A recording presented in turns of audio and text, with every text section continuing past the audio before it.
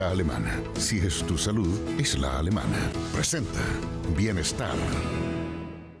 10 de la mañana con 50 minutos. Como cada semana tenemos nuestro bloque Bienestar junto a Macarena Morales y un invitado especial para esta ocasión. ¿Cómo estás, Maca? ¿Qué tal? Bien, Sebastián, ¿qué tal? Muy bien.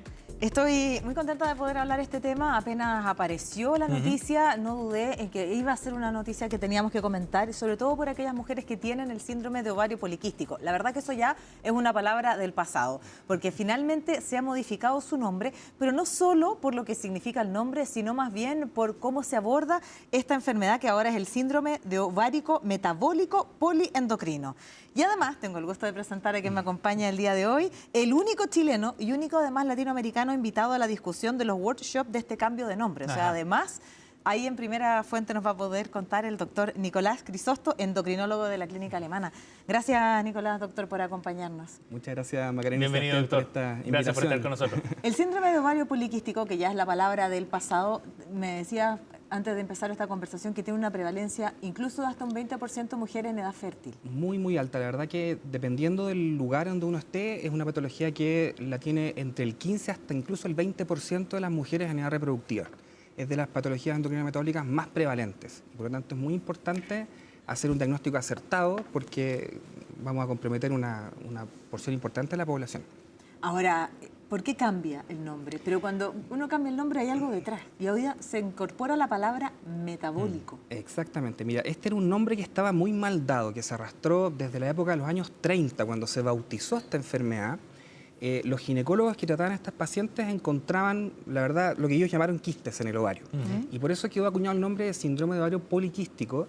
Pero lo que hay en el ovario no son quistes, son folículos, que son estructuras normales del ovario, que están en un número aumentado. Entonces ya por ese lado el nombre poliquístico está equivocado. Necesito entender con precisión. Esos folículos son los que luego son en el fondo, entre comillas, los huevitos, óvulos, en el fondo, ¿cierto? los óvulos que están rodeados de unas células que y esos producen... folículos crecen. Exacto. Y por eso es que le decimos a estos llamados quistes, pero son los folículos. Pero claro, son folículos y en la ecografía, de hecho, lo que uno debe describir son folículos, pero se acuñó el término poliquístico por una cosa como de arrastre de este nombre antiguo, ¿ya?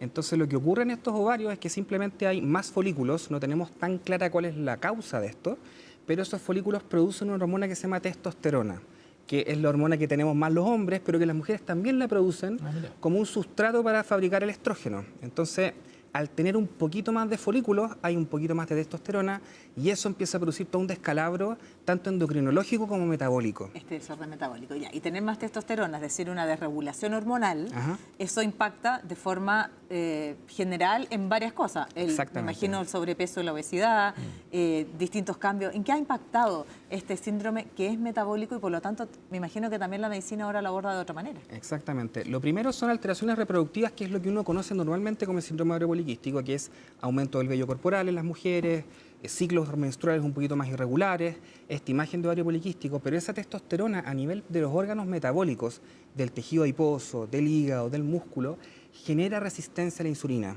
Entonces, estas pacientes, si comienzan con un estilo de vida poco saludable, empiezan a comer mucho carbohidrato, por ejemplo, hacen poco ejercicio, se amplifica la probabilidad de que desarrollen una resistencia a la insulina. Y eso con los años va haciendo que se vuelva más probable que desarrollen en el futuro una diabetes tipo 2 y más adelante enfermedad cardiovascular y con eso probablemente más mortalidad. Enfermedades no transmisibles empujadas por el estilo de vida. Exactamente. Ahora, si cambia la forma en la cual lo nombramos, ¿cierto? Ya no es más síndrome de ovario poliquístico y esta palabra clave, Seba, que es la palabra metabólica, que se incorpora en esto. ¿Cómo vamos a abordar ahora? Porque en el pasado era, bueno, un cambio de pastilla, era tratado por el ginecólogo, ahora pareciera que la ginecología con la endocrinología van muy de la mano para poder tratar de manera general, por ejemplo, este tipo de síndrome. ¿Cómo se aborda ahora? Eso es lo bueno del cambio de nombre, porque siempre lo hemos abordado nosotros los que nos dedicamos a esta patología de manera multisistémica. O sea, yo trabajo con el dermatólogo, con el ginecólogo, incluso con el psicólogo, con el psiquiatra, con el nutricionista, pero no es lo que se hace normalmente. Entonces, habitualmente en una patología que manejaba solo el ginecólogo y sin reconocer estos otros componentes a veces, y por lo tanto es muy importante ahora que tenemos este cambio de nombre que es adecuado, que le expliquemos a la población que esto es una enfermedad que es multisistémica y que tiene que ser abordada por múltiples profesionales de la salud y que requiere tratamientos diversos en el fondo. Bueno, y eso volvemos una vez más a esta medicina que es más individualizada, ¿cierto? Y de acuerdo a las capacidades.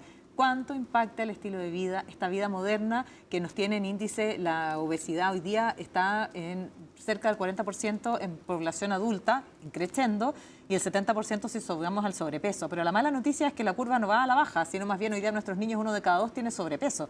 Por lo tanto, ¿qué tan significativo es también hacer frente a eso? Es muy importante porque si hay algo que amplifica la probabilidad de que una paciente desarrolle este síndrome, son los hábitos alimenticios y la falta de ejercicio, ¿ya? Sobre todo el movimiento. Sobre todo no moverse, ya no gastar energía.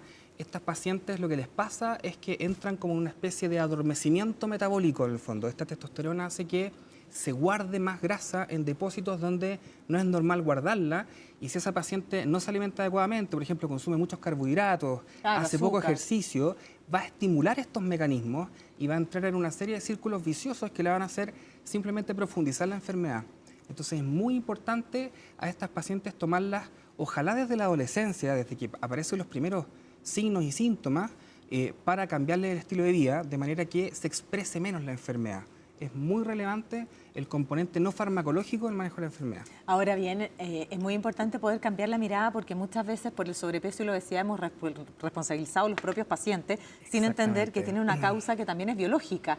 Y hay que cambiar la mirada porque nadie elige enfermarse, no es tu culpa. Exactamente. Nadie elige enfermarse, y lo mismo pasa acá como una consecuencia también del sobrepeso y la obesidad. ¿Cómo tiene que ser la mirada ahora? ¿Cuánto va a impactar el cambio de nombre? Y por eso es que es tan relevante poder tener esta conversación en cómo también somos empáticos con las pacientes. Efectivamente, yo creo que va a impactar mucho en términos sobre todo de cómo los médicos hacemos el diagnóstico en primer lugar. Entonces, ahora el médico cuando diagnostique un síndrome ovárico poliendocrino metabólico... Es difícil el nombre. Sí. Hay que ser, pero la sigla es más o menos la misma que usábamos antes, claro, que es SOP en castellano, ¿ya? Entonces ahí el médico va a decir, bueno, tengo que preocuparme de la parte endocrina en primer lugar, ver cómo están todas las cosas hormonales, la parte hormonal en el fondo, y por otro lado me tengo que preocupar de lo metabólico, que antes a veces pasaba un poquito como por el lado, uno decía, bueno, esta paciente hay que dejarle a lo mejor anticonceptivos, hay que regular sus niveles de andrógenos, pero no me preocupaba de enviarla a una buena nutricionista para que le enseñe cómo tiene que alimentarse, claro, estimular el ejercicio, dejar a veces algunos medicamentos para bajar un poquito la intensidad de esta resistencia a la insulina, y con eso también impactamos la parte poliendocrina. Entonces esto, como son varios círculos viciosos que se van estimulando en las pacientes, es muy importante este manejo multidisciplinario. Yo creo que el nombre ayuda mucho, ya desde el médico y también de la misma paciente, porque la paciente no dice, ahora tengo un problema en el ovario, tengo un problema metabólico, poliendocrino, que involucra el ovario, y me tengo que preocupar de todos estos aspectos también yo como paciente. Ahora, esto de las enfermedades metabólicas, Seba, nos va a ayudar a cambiar la mirada en esta y en otras también ciertas enfermedades, desde incluso la propia obesidad y sobrepeso, que son enfermedades que tienen muchas causas y que tienen que ser tratadas de distintas aristas. Ya no basta solo un nutriólogo porque tal vez la causa viene por otro lado, etcétera. ¿Cómo empieza a cambiar también la mirada desde la medicina, donde empezamos a integrar, ¿cierto? Exactamente. Yo creo que cada vez más nosotros los médicos estamos empezando a trabajar en equipos, ¿ya? Sí. O sea, antes tú eras el médico, el paciente, y era una relación de 2 personas, ¿ya? Hoy en día no es así. Hoy en día yo sé que tengo que contactar a mi paciente con una muy buena nutricionista que sepa la patología que tiene el paciente, me comunico con esa nutricionista. Si hay otros profesionales como ginecólogos, dermatólogos, se arman equipos de trabajo, cada vez hay más discusiones en los equipos médicos de casos clínicos en el fondo para tener distintas miradas, y es el abordaje correcto, porque en el fondo el paciente tiene muchas aristas, como dices tú, y eso hay que abordarlas con distintas especialidades. Y se requiere una mirada más integral, me imagino, ¿no? También de parte del mismo paciente incluso. Absolutamente, sí. Súper corto, no nos queda mucho tiempo. ¿Cuál es la ruta que lleva finalmente a que ocurra este cambio? Bueno, ¿participas tú también de estos workshops? Sí, esto partió el año pasado con, el deseo de cambiar el nombre viene hace mucho tiempo, pero después de las últimas guías clínicas del año 2023,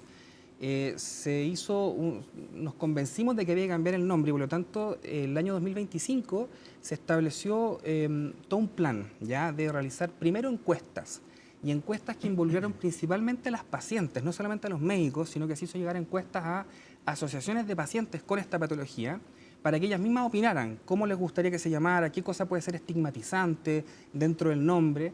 Y finalmente se organizaron 2 workshops grandes, uno que fue en noviembre del año pasado, que me tocó participar representando a la Sociedad Chilena de Endocrinología y a la Federación Latinoamericana de Endocrinología, y ahí conversamos en grupos pequeños de 10 médicos, pacientes, profesionales asociados al manejo de estas pacientes.